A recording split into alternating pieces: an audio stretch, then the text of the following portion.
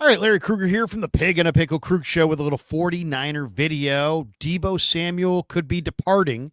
Who could be a replacement for Debo Samuel? We'll get one free agent and one draft pick that I think makes sense for the 49ers. But first, we're brought to you by Pig and a Pickle, the best barbecue in all of Northern California.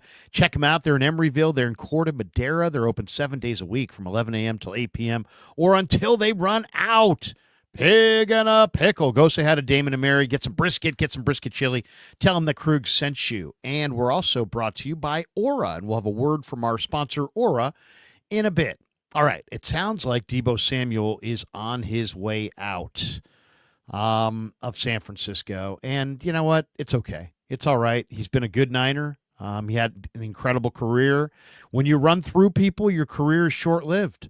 And he's now 28, going on 29. He's a run-through-you kind of guy. He takes a lot of contact. He played 15 games this year, but he only caught 51 balls. He was targeted 81 times. He 51 catches for 670 yards and 3 touchdowns as a receiver. And as a runner, he's just, the end around to Deebo, all these running plays to Deebo, they no longer are catching anybody off guard. He had 42 carries for 136 yards. That's 3.2 a carry. So he averaged less than 10 yards rushing per game. As a receiver, he only averaged 44.7 yards receiving per game. And he wound up with 3 receiving touchdowns and 1 rushing touchdown. So 4 touchdowns on the year for Debo Samuel. And at this point, it's really looking like the Niners, he wants out. I think the Niners, according to the reports, are, okay with him leaving. So, the only thing that makes this complicated is that Brandon Ayuk is coming off a very serious knee injury where he tore the ACL, the PCL, and the meniscus. So I think it's a very good chance that he's not back until at least Thanksgiving. And even if he is back at Thanksgiving, what's he going to do this year? He might not do much. And the 49ers are absolutely in a, we got to go, we got to win the Super Bowl. We're behind schedule. There's pressure, this and that. And you're not going to have Deebo, and you're not going to have Ayuk. Or if you're going to have Ayuk, you're only going to have him, late in the year. So you're going to have to qualify for the playoffs without Deebo and without Ayuk. So can the 49ers qualify for the playoffs with Juwan Jennings and Ricky Pearsall and Jacob Cowing? I would say no chance in hell. I mean, I'm optimistic about the team, but I don't think they can do it without some help at wide receiver. So what do you do? You have to stay aggressive, and you have to look for a it's not a great draft for wide receivers. Really is not. I just spent the last couple of weeks studying all the receivers in the upcoming draft, and it's a rough deal this year. There's not a lot of there's a lot of teams playing spread in college football, so there's a lot of receivers. There's just not a lot of good receivers, and even the good receivers, there are very few that are ready to step out of the college game and make an impact. Teteroa McMillan, the man they call T-Mac from Arizona, is a freak, right? 6'4", 210, maybe even more closer to 6'5", and he's probably going to run in the 4.3s. I don't think he's going to be there for the Niners at 11, and even if he is, they really shouldn't go wide receiver with their first-round draft choice. There's Luther Burden from Missouri, who's a fantastic run-after-the-catch receiver. There's Emeka Egbuka from Ohio State, who's never really been the guy there. He's always been kind of like the second guy. But a lot of people feel like he's big and strong and physical and probably going in the first round. Isaiah Bond, the Alabama transfers at Texas. There's Trey Harris, who I really like a lot from Ole Miss. But it's really not a great receiver draft. And, there's a few guys on day 3, Savion Williams, depending on what 40 he runs from TCU, Jack Betch, also from TCU, that combo from TCU are really good. But I would say that, the Niners have to, it's free agency and then the draft. So, and if you look at ESPN's, kind of breakdown of the season, Jeremy Fowler, in his latest projections, placed all 32 teams into 11 different tiers, with major contenders at the top to still rebuilding. And he had the Niners in a stuck in the middle tier with Dallas, the Falcons, and the Colts. The average age of the Niner roster is 27.8. The salary cap space, he says, is 21.6 million. You know, as far as total draft picks, I think they have 11. He says they have 8 here, but his numbers may be a little bit off. But basically, he's like, hey, man, you're going to have to pay Brock Purdy. George Kittle's a year away from free agency. The Niners need to improve their offensive line. It was a thin offensive line, and that's before Aaron Banks, probably departs in free agency. So you got needs on offense. You got lots of needs on defense. You got to rebuild your defensive line. You haven't drafted a defensive lineman of note in a long, long time. And you have needs at linebacker. You probably have a need at free safety, more speed at corner. I know there's a lot of speculation. Oh, trade for Myles Garrett and trade for Max Crosby, trade for Micah Parsons, trade for Trey Hendrickson. It's going to be very difficult. It's going to be very, very difficult to come away with a trade for one of those top defensive ends, and it may not be the wise move because are the Niners one player away? I don't think they necessarily are. But let's get back to the wide receivers because Deebo is going to leave, and the question is, who the Niners have to have some replacement. They have to have somebody. They can't just say, see you, Deebo. We'll lean on Cowing and Pearsall and JJ. Those guys are fine, but they're not. You're not going to the playoffs if you're leaning on Cowing, JJ, and Pearsall. You got to find some other receiver out there, and it's there's no question that Deebo at his best was an impactful weapon. So some of the people that I've read in the last couple of weeks are suggesting Amari Cooper. The Niners and Cooper have been connected since last year. He supposedly was one of the receivers the Niners were willing to trade for if they couldn't come to an agreement with Ayuk. So, Amari Cooper's got great ball skills. At least he had great ball skills until this year. And is a good route runner. He's entering his age 31 season. He's no longer a true number one receiver, but he's a solid, dependable number two. Now, he had an injury-riddled 2024 season. He only played 14 games. He had a bunch of nagging injuries throughout the year. He caught 44 balls for 547 yards and 4 touchdowns, and he split time between the Browns and the Bills. But he's only 1 year removed from a Pro Bowl season in 2023 where he caught 72 balls for 1,250 yards and 5 touchdowns. He's capable. He's been in the league for a decade. He can make some plays down the field. He's got a 12.3 average depth of target, so he can make plays down the field. He had an awful drop year this last year. He had a 15.4 drop percentage, and that's not good. That's not good. That's too many drops for sure. So he's got to do a better job of catching the ball. But I don't expect him to have a burgeoning free agent market. I think there's like 6 or 7 receivers, T. Higgins, Stephon Diggs, that are rated higher in free agency. A lot of people feel he's going to sign a short-term deal, and that might fit in perfectly with the 49ers. PFF projected Amari Cooper to sign a 2-year, $35 million deal with $25 million guaranteed. The Niners do have, $48 million of cap room to work with, according to Over the Cap. Of course, a lot of that's going to be earmarked to signing Brock Purdy to a lucrative extension. But there's no question the Niners could afford Amari Cooper. There's no doubt about that. George Kittle, they're going to try to extend George Kittle. That will help the team save some money on their cap this year because they can spread that out. They're probably going to do a new deal with Fred Warner and spread out some of that money. So, they got to find a veteran receiver. And a guy like Amari Cooper might be perfect for 1 year. Because really all you really need is that 1 year out of Amari Cooper to help you bridge the gap until Brandon Ayuk is ready to come back. And then you'd have Ayuk and Amari Cooper plus JJ plus Pearsall and Cowing, and that probably is enough to get it done. Now let's move over to the draft because, as I said, the draft comes after free agency. So I would try to sign Amari Cooper as a free agent. I think that's an interesting name for them. T. Higgins would be awesome. But T. Higgins is going to command $25 to $30 million a year, and it doesn't seem like that in any way, shape, or form could fit into the Niners' budget. I don't see any way that could work. So, and there's other receivers. I mean, there's some younger receivers out there. If you look at the free agent market, there's Rondale Moore, there's Tutu Atwell, there's McCole Hardman. There's some guys out there that they could sign.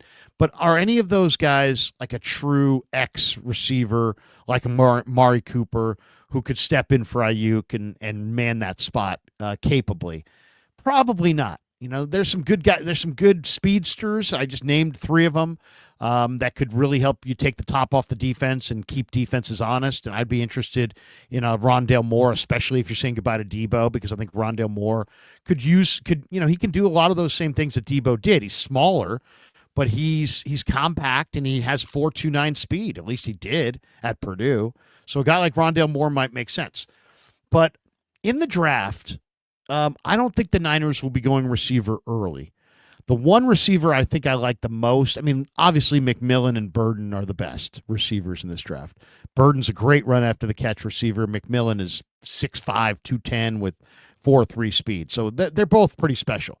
Trey Harris, to me, I think might be the best receiver in the draft as far as ready to roll right now. If your Niners are looking for somebody who's ready to hit the ground and start producing, Trey Harris at Ole Miss. He's projected to go 53rd overall in the mock that I'm looking at, which would be, late second round.